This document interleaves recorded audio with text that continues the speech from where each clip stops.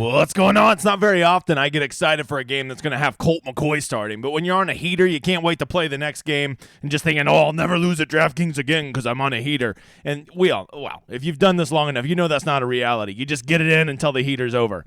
What's up, new guy? I'm the Degenerate 75. I'm a high-limit DFS player who focuses on football and golf. Today, we're breaking down the NFL Monday Night Football slate. If you're new to the channel and you like the cut of my jib, maybe come check out all this other shit I do. Look at the schedule. The big guy stays busy.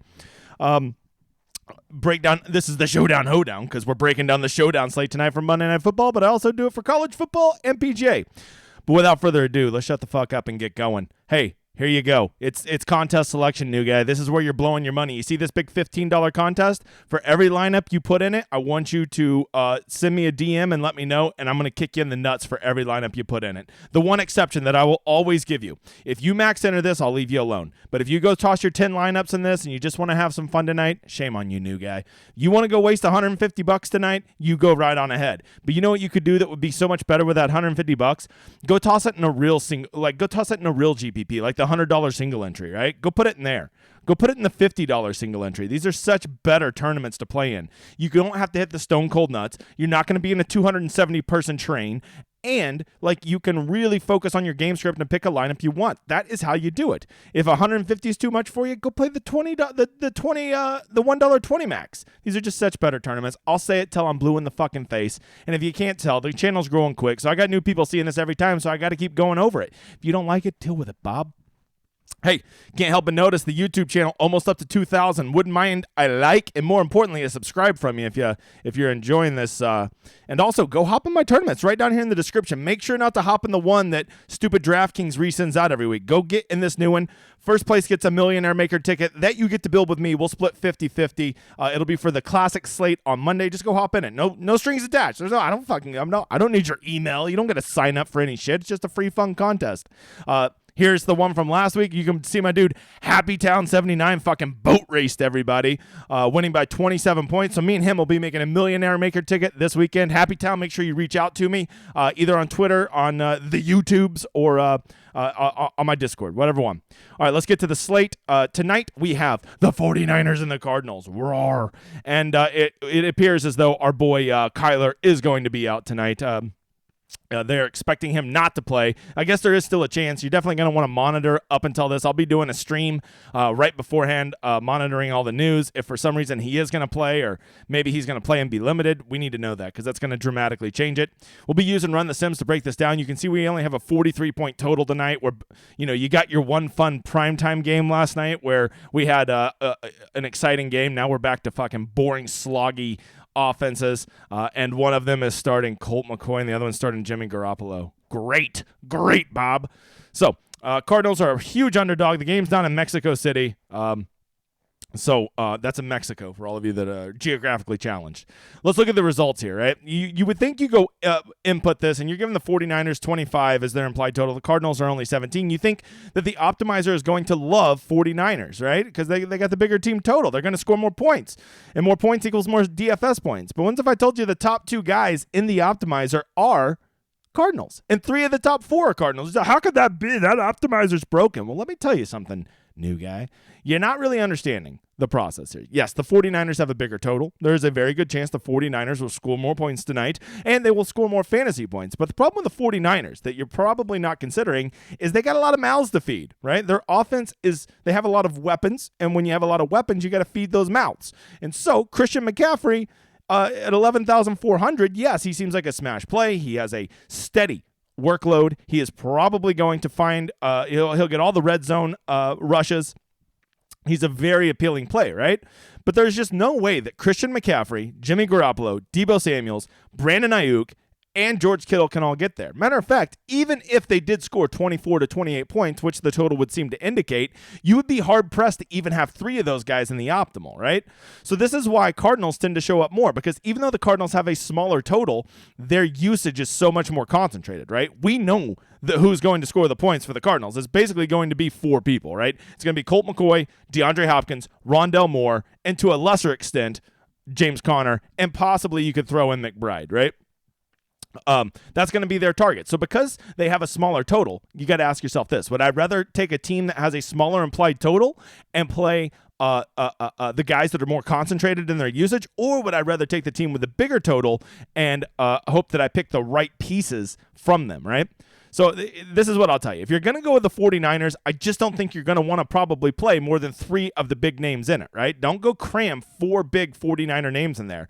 Like, if you're going to go play Garoppolo and Debo and Ayuk, I wouldn't also play Kittle. I just don't see any way all those mouths can get fed at that level, especially fading McCaffrey in that. That's a very that's like a 1 in 1,000 that's going to happen, right? So what you really want to do is you want to look at probably playing 49ers, just 3 of them at most, maybe just 2 of the big names, and then getting over to the Cardinals side. Because if you don't know, the best script you can always come up with is the underdog script. People just don't ever play it. What is the underdog script? Well, first of all, new guy, you need to understand that when it comes to Showdown, I'm all about the scripts. Pick your script and then pick players that fit that script. And the underdog script is this, that the underdog, the Cardinals, are going to play well tonight and play competitive. And because they're the underdog, all their players are naturally going to be lower owned in the contest. And so because of that, if you simply just build your roster with 4 Cardinals and 2 49ers, right there, you're already vastly different than probably about 85% of all the lineups in your GPP. And that's what you want to do, right? You want to have a lineup that's different, so if your script hits, you have a real chance of getting there. And a 4-2 Cardinals, especially if you also have a Cardinal as the captain in that, really starts to get different. And now you're not playing bad plays or punts just to take a chance. You're playing good plays. You're just playing them in a way that nobody else is. So that is one script to consider. Maybe another script that no one's going to consider is tonight is just like crap offenses, right? Everybody thinks the 49ers have such a good offense because they got all these good players. Do I need to remind you that Jimmy Garoppolo's their quarterback? They're not that good. You're telling me you couldn't see a game that's like 16-13 tonight? And in that game, you're going to want to have kickers, you're going to want to have defenses, and you're probably going to want to have running backs. Because in sloggy type games, kickers, defenses, and running backs tend to outpace quarterbacks and wide receivers. Whereas in a shootout game like last night that we had with the Chargers and the Chiefs, wide receivers and quarterbacks almost always outpace running backs, kickers, and defenses, right? This is why picking your script is so important, because if you have a script of how you think the game's going to go, you can mix and match pieces around that script and make it make sense.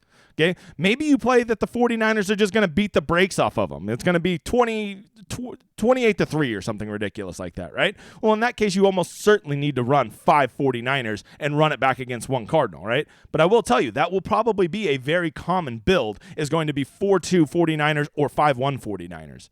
And so if you're going to do that, just know that there's a very good chance you're going to be in a train and you're playing the same pieces the same way that everybody else is playing them, right?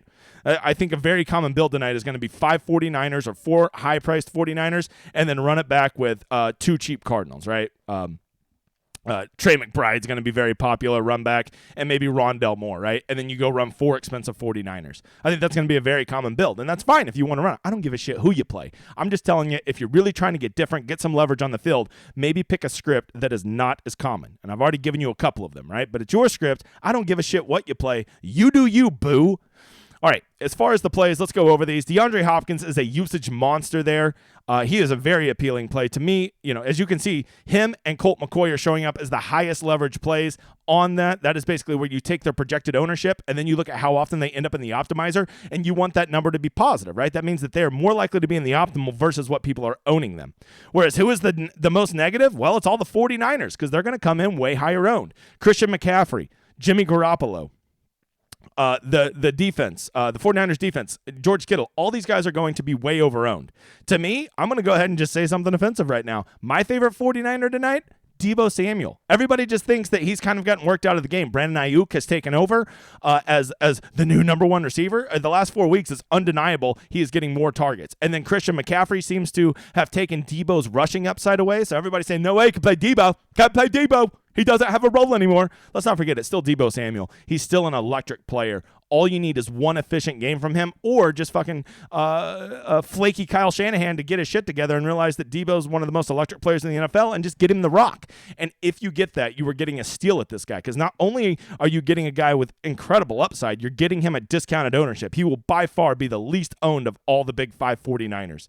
So that's something to consider, right? That's a great way to get different if you're going to play the 49ers, is maybe go stick a Deebo at captain, because to me, he'll either have another 7-point game, or he's going to go for 35. And if he's going to go for 35, he'll almost certainly be the nuts in the captain spot.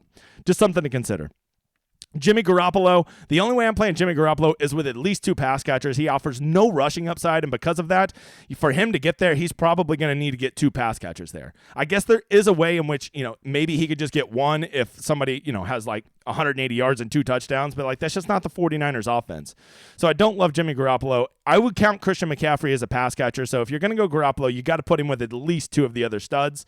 Garoppolo could get there as a captain, but only if you see, in my opinion, the 49ers really putting up at least 28 points, and he would probably need to throw for 3 touchdowns. Because if this game's something like 21-17 or something like that, Garoppolo isn't going to get there. He's just not going to get there as the captain. He may be in your flex, but there's no way that he's going to get there at captain with his limited upside at rushing and the few pass attempts he has in a game. I think the sneaky play is always if you want to play defense and kickers tonight, you're playing sloggy game, or you're playing Arizona maybe kicks that ass. You know what I mean? It is the NFL, and even when Kyler's out, that doesn't mean that shitty teams can't do well. So I think that the smarter play is if you want to play a kicker or defense tonight, you're going to get way more leverage with the Arizona Cardinals kicker and defense than you are with the 49ers defense and kicker. Just something to consider, right? I would tell you that I wouldn't be playing kickers and defenses if you think this game is going to be 28-24. Because in games like that, kickers and defenses rarely are ever in the optimals. But if you think this game is going to be 17-16, well, then kickers and defenses become very appealing, right? So that's up to you. I don't know what script you're going to run. It's your choice. A couple punts to consider. Trey McBride is a great choice. He seems like he's the number 1 tight end now that Ertz is out, but you do got to ask yourself, how much chalk do I want to eat? He is probably going to come in, I would guess, north of 35%, and because of that, you simply just say, man, if this guy doesn't get there and I don't play him, I've basically blocked out of the third of the field just by not playing one slapdick tight end. But that's up to you. If he fits your script, you should probably rotate him in. If you have a script that you don't think that Arizona's tight end's going to be doing well then fade him, and you could get tremendous leverage on the field if he gets like 1 catch for 6 yards, right? Other sneaky plays, I think Elijah Mitchell, everybody's just forgotten about him, but he is the second running back, and all he needs to do is pilfer 3 catches and fall into the box once, because then not only is he getting there, he's also counterfeiting Christian McCaffrey. No way I'm playing Elijah Mitchell with Christian McCaffrey, but as a way to get off that Christian McCaffrey chalk, you go play Mitchell, hope he vultures 1 touchdown, gets a couple catches, maybe 30 rushing yards, and not only is that going to probably put him in the optimal lineup, it's also going to rob all those points from Christian McCaffrey, so I love that one. Juwan Jennings is definitely the third receiver there in San Francisco, but with so many mouths to feed, I think you're getting pretty cute there. But the one thing I can tell you about Juwan Jennings is because of that price tag at $4,400 and so many mouths to feed ahead of him, no one is going to play him.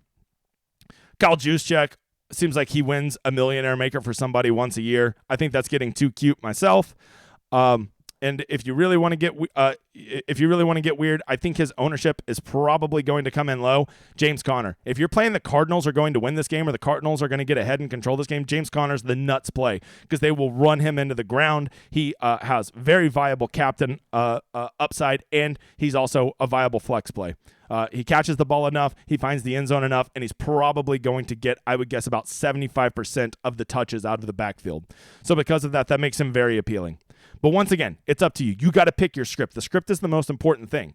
Okay, if you think it's going to be a shootout, you really want to get Colt McCoy, DeAndre Hopkins, Rondell Moore, probably run it back with Garoppolo and 2 of his pass catchers, right? Because in a shootout, once again, quarterbacks and wide receivers outpace. And I'm telling you, no one's going to play the shootout narrative in a game total with 43, right? No one's going to play it. But Colt McCoy has shown that he can be an efficient quarterback and can have success in games like that. I'm not telling you to play that script. I'm just saying it is a possibility. And at the same time, so is the 12-9 sloggy game. That's on there, right? And so is the Cardinals win by 2 touchdowns because it's the NFL and all these teams are fucking good. So what you need to do is you need to not think, I'm not going to play this guy, I'm going to play this guy. You need to think, I'm going to play this script, I'm not going to play this script. What kind of players fit this script? And then be open to all players that fit that script and not so much worrying about ownership because these aren't random pieces, right? A lineup's not just 6 random people that fit into a lineup based on your salary. It's 6 pieces that work together and tell a coherent story. There you go, guys. That was a quick breakdown of the game tonight. If you want to come check out my stream tonight that I'll be doing leading up to kickoff, it'll be over on the Discord. The Discord is connected through my Patreon. It's growing every day. Come check it out. Great fucking community over there. Got all kinds of sharp people over there. And if you would, go give me a follow on Twitter, man. We are blasting up there. We're going up. So I appreciate you guys being here. Come check out my schedule. Don't ever be afraid to reach out to me. I will always hit you back on Twitter. I'm not a big dog. I don't take myself too serious like so many of these assholes. And tell a friend about me because YouTube algorithm hates me and I would like to spread the word. I hope you kick some ass tonight. If you do, send me a screenshot. But in the meantime, enjoy this outro, you motherfather.